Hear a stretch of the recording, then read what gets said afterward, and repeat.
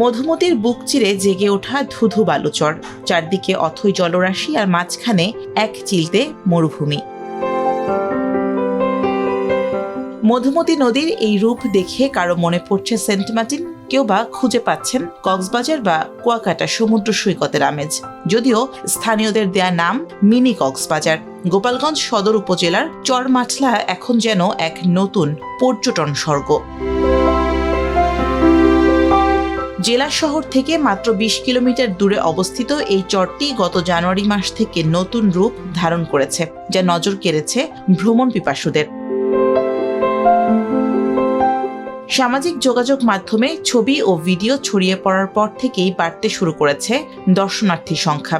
একটু প্রশান্তির খোঁজে শুধু গোপালগঞ্জ নয়, পার্শ্ববর্তী জেলা নড়াইল, বাগেরহাট আর খুলনা থেকেও ছুটে আসছেন ভ্রমণ পিপাসুরা, যাদের পদচারণায় মুখর এই বালুভূমি। ফ্রেন্ডরা মিলে এই রিলসে দেখছি যে এখানে একটা গোপালগঞ্জ মধুমতিদের চর আসছে, মিনি কক্সবাজার সবাই বলতেছে। তো আমরা ফ্রেন্ডরা মিলে আসছি কাশানি থেকে দেখতে। জায়গাটা অনেক সুন্দর, আসলে কক্সবাজারের মতোই লাগছে অনেকটা। কাছে ভালো লাগছে যে এটা চর টানছে, এই জায়গা আমাদের পুরো কক্সবাজার মতন হয়ে গেছে। আমি তো ভাবতেই পারিনি যে আমাদের গোপালগঞ্জের এই জায়গায় এরকম হবে।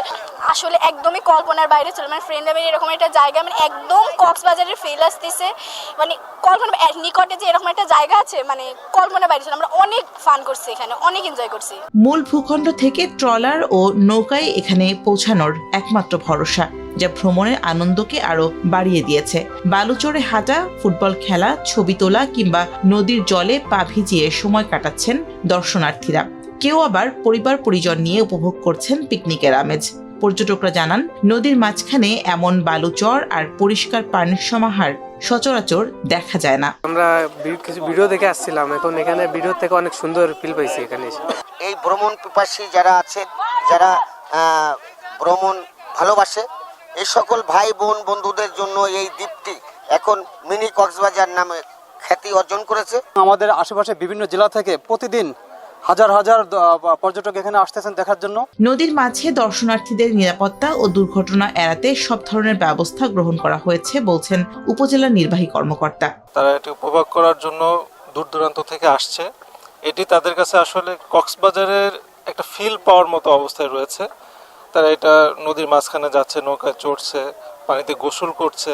যারা কক্সবাজারে যেতে পারে না, তারা এখান থেকে কক্সবাজারের স্বাদটা উপভোগ করার চেষ্টা করছে। যেহেতু এটি নদীকে কেন্দ্র করে অনেকে সাঁতার জানবে না বা তাদের রেস্কিউ করার জন্য একটা বিষয় থাকবে, তাদের সার্বিক নিরাপত্তার জন্য আমরা উদ্যোগ নেব। আমরা ঊর্ধ্বতন কর্তৃপক্ষের সাথে কথা বলবো এই বিষয়টা নিয়ে, তাদের সাথে আলাপ আলোচনা করে এই জায়গাটাকে সুরক্ষিত করা এবং পর্যটক যারা ভ্রমণ পিপাসু মানুষজন আসছেন তাদের নিরাপত্তা নিশ্চিত করার জন্য আমরা সচেষ্ট থাকব। সরকারি বা বেসরকারি উদ্যোগে পরিকল্পিতভাবে উন্নয়ন ও পরিচর্যা করা গেলে চরমাতলা গোপালগঞ্জের অন্যতম প্রধান পর্যটন কেন্দ্রে পরিণত হতে পারে।